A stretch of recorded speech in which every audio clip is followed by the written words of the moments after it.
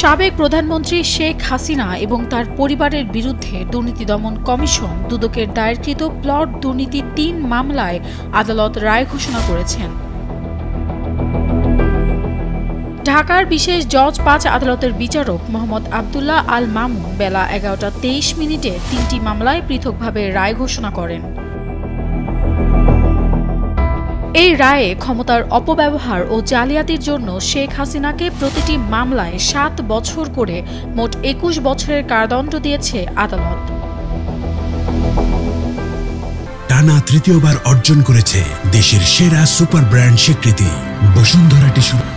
একই সঙ্গে তার ছেলে সজীব ওয়াজেদ জয়কে ৫ বছরের কারাদণ্ড ও ১ লাখ টাকা অর্থদণ্ড, আর মেয়ে সাইমা ওয়াজেদ পুতুল সহ মোট ২৩ জন আসামির বিরুদ্ধে ভিন্ন ভিন্ন সাজা দেওয়া হয়েছে। দুদকের অভিযোগপত্রে বলা হয়েছে, সরকারের সর্বোচ্চ পদে থাকাকালীন শেখ হাসিনা ও তার পরিবার অর্পিত ক্ষমতার অপব্যবহার করেন এবং বরাদ্দ পাওয়ার যোগ্য না হওয়া সত্ত্বেও গরিব দেখিয়ে অসৎ উদ্দেশ্যে পূর্বাচল আবাসন প্রকল্পের ২৭ নম্বর সেক্টরের ২০৩ নম্বর রাস্তার ৬টি প্লট নিজেদের নামে বরাদ্দ নেন।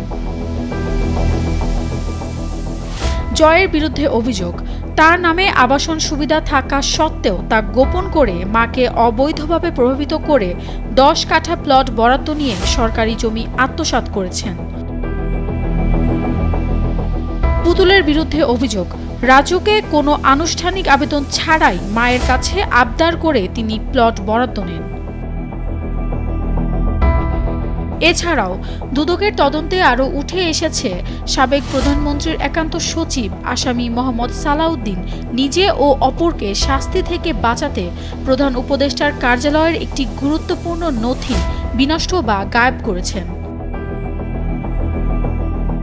গত ২৩ নভেম্বর যুক্তিতর্ক উপস্থাপন শেষে আদালত আজকের দিনটি রায়ের জন্য ধার্য করেছিলেন।